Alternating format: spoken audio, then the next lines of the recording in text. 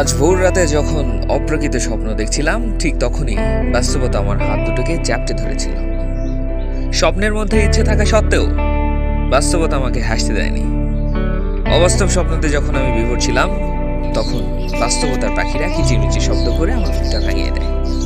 সেই সাথে আমাকে আরও জানিয়ে দেয়, এই স্বপ্ন তোমার জন্য নয় রায়হান, বাস্তবতার সাথে তোমার বসে এক কাপ কফি খাওয়া দরকার।